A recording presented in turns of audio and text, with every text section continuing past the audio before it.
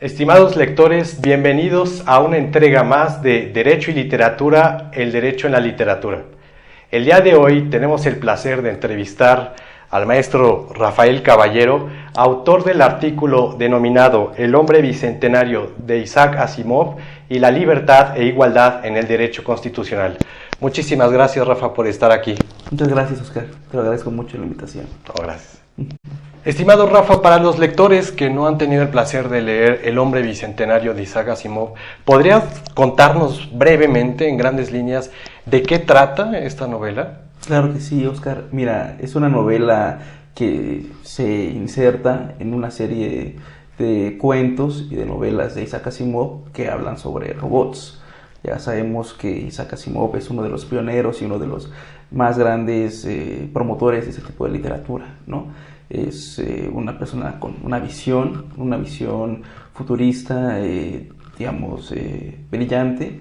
Y bueno, este cuento es uno de los tantos cuentos o relatos que tienen como protagonistas a robots que interactúan con seres humanos también.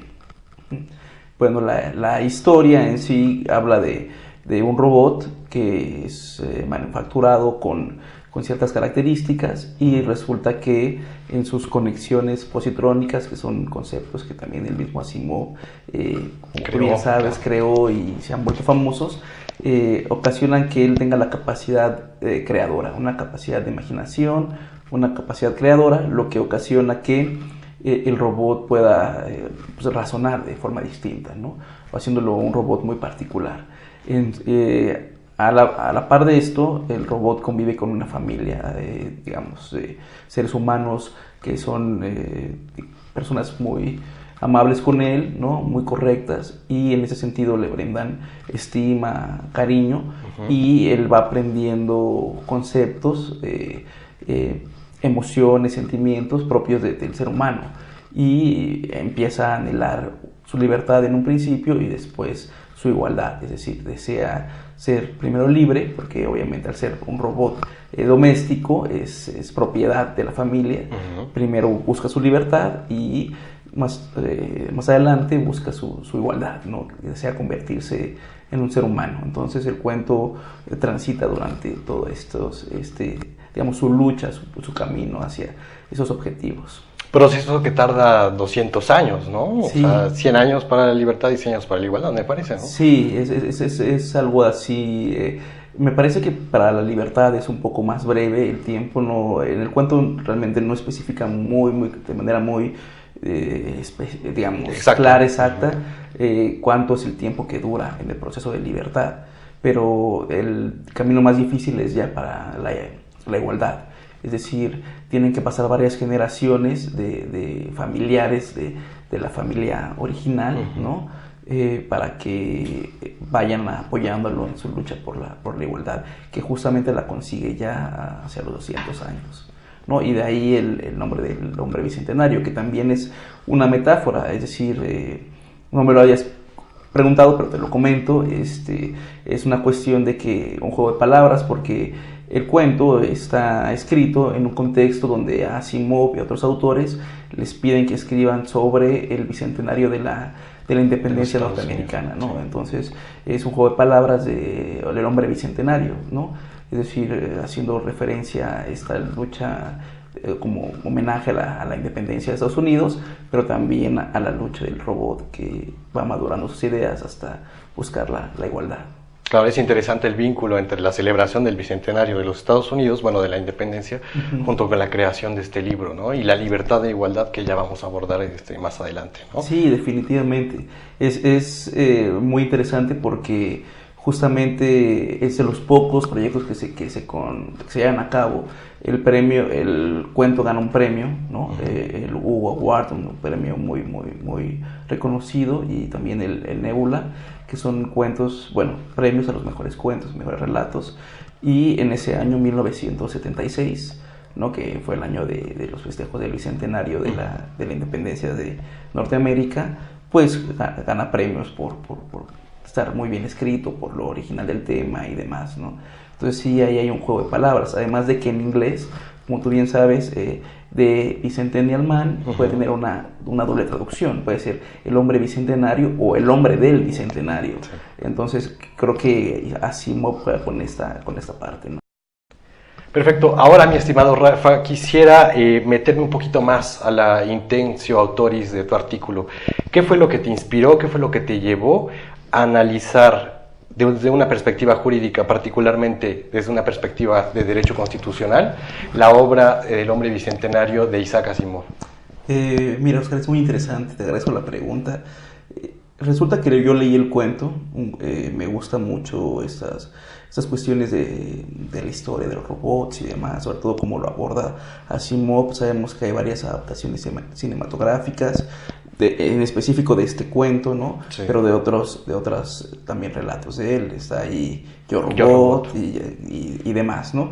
Pero bueno, la verdad es que el cuento es muy diferente a la versión cinematográfica que estelariza Robin Williams. Robin Williams, sí. Exactamente, ¿no? Para empezar abarca un espacio más grande de tiempo y además hay cambios muy relevantes en la historia. Ahora, ¿cuál fue la intención principal? Pues en primer lugar me gusta mucho el tema desde la perspectiva humanística, ¿no? El tema de la igualdad, de la libertad, de cómo digamos, debemos de comprender esos conceptos, ¿no? Y en segundo lugar, que el cuento es muy jurídico, o sea, tiene muchos elementos jurídicos, es decir, en su búsqueda por la libertad y por la igualdad, el robot Andrew tiene que, en un primer momento, también cabildear desde el punto de vista de la política y después llevar su pretensión a los tribunales, ¿no? Entonces, realmente la trama del cuento sí es demasiado jurídica, es decir, juega un papel fundamental la jurisdicción, ¿no?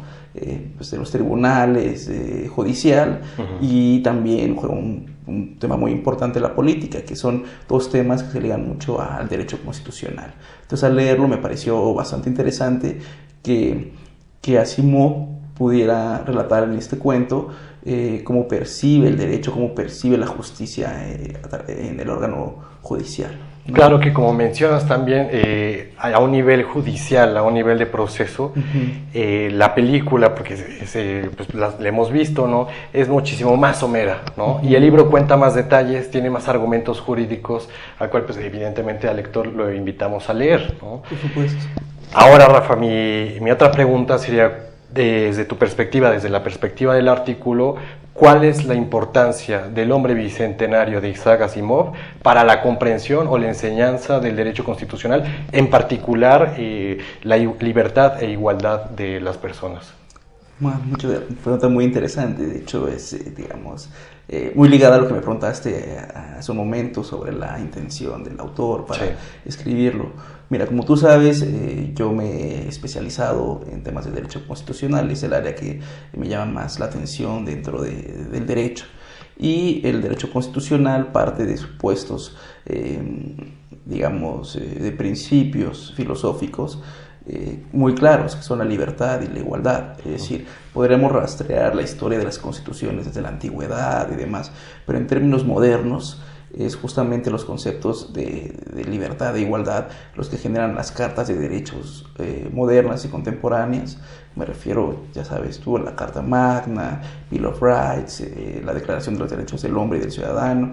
Es decir, toman como eje central la libertad, la igualdad, digamos, la fraternidad, ¿no?, la Revolución Francesa, ¿no? Sí. Entonces, en este contexto son dos temas fundamentales del derecho constitucional, la libertad y la igualdad.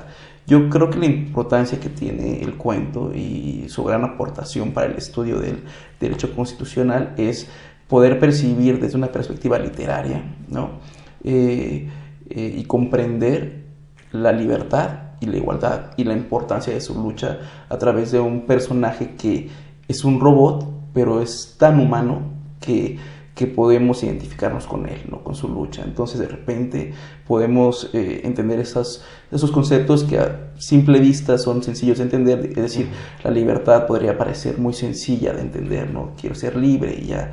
Pero bueno, no es tan sencillo, ¿no? ¿Cómo se es libre?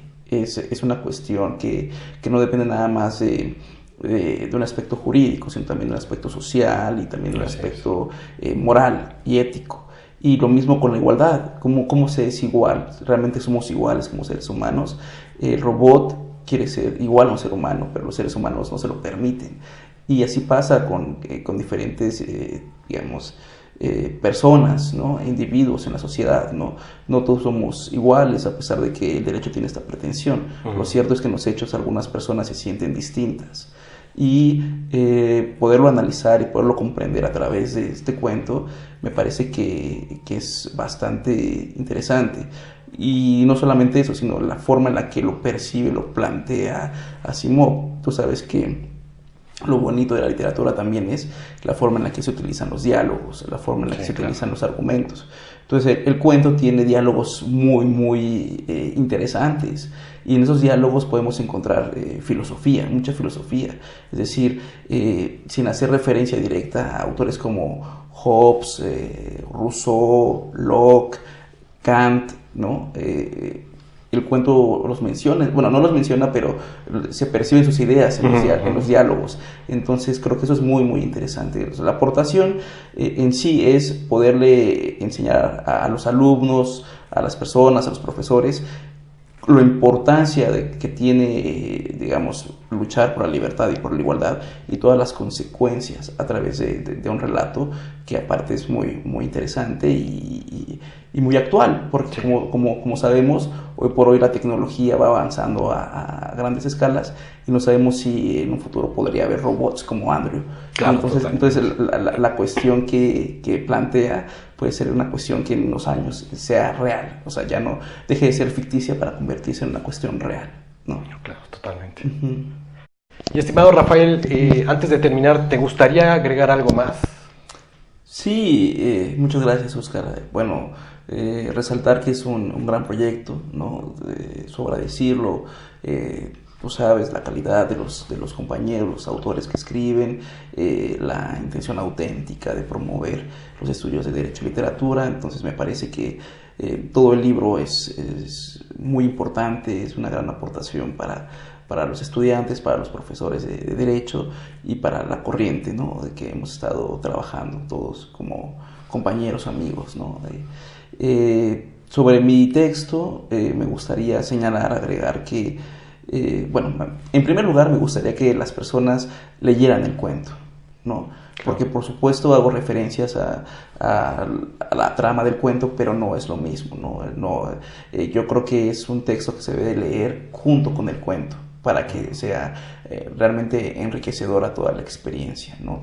Después, como lo percibirán cuando lo lean, yo resalto mucho el tema de la libertad y de la igualdad, y lo divido en esos dos, digamos, en esos dos factores, porque, digamos, me gustaría invitar a las personas a reflexionar sobre la libertad, cómo es el proceso de lucha por ser libre, cuál es el proceso cognitivo que tenemos los seres humanos cuando deseamos ser libres, cuáles son las circunstancias que podrían llevarnos a, digamos, a cuestionarnos este tipo digamos, de existencialismos, por así decirlo. Y por otra parte, la igualdad. La igualdad es un tema que hace falta que lo abordemos, es un tema muy complejo. En la literatura constitucional, digamos, el debate no está acabado, ¿no? Es el gran debate, como tú sabes, entre la Constitución y la democracia, ¿no? Así es. Digamos, la libertad positiva, la libertad negativa, que en muchas cosas van de la mano y en otros puntos se contraponen. Entonces yo quisiera pues agregar que el cuento es fantástico, realmente es un cuento con muchos elementos jurídicos, ¿no? Desde las reflexiones, los principios filosóficos que invoca, pero también los argumentos que se vierten ya en los tribunales, en los juicios que se llevan a cabo para determinar si el robot es algo, un objeto que pueda ser digamos, libre, y también si podría ser considerado humano y bajo qué términos. Es decir, Asimov hace reflexiones jurídicas y pues en ese sentido se sitúa como juez y parte, ¿no? Uh-huh. Es decir, nos narra las pretensiones y las emociones y sentimientos del robot, pero también nos narra el contraargumento, cómo pensaría, ¿no? Cómo piensa o cómo percibe él que piensa el órgano judicial al respecto, ¿no? Y la política. Entonces yo creo que en ese sentido la gran aportación es esa, ¿no? Reflexionarla con estos ojos, es decir, disfrutar el libro o el cuento desde una perspectiva literaria, ¿no? Es decir, como recreación, como gozo, pero también al leer el artículo, bueno, el texto que yo aquí propongo, pues también abordarlo y tener siempre en cuenta los grandes debates del derecho constitucional, ¿no? Claro, interesante lectura la que hace sobre este cuento y bueno, esta novelette, ¿no? Más bien, va a ser más específico, sí. El hombre bicentenario de Isaac Asimov. De verdad, muchísimas gracias por estar aquí en este estudio, Rafael, y habernos contado un poco más sobre este artículo. Y nosotros, estimados lectores, lo invitamos a leer el artículo de Rafael Caballero titulado El hombre bicentenario de Isaac Asimov y la libertad e igualdad en el derecho constitucional, el cual fue editado en el libro Derecho y Literatura, el derecho en la literatura, de Editorial Libitum. Muchísimas gracias y hasta la próxima. Gracias a ti, Rafa.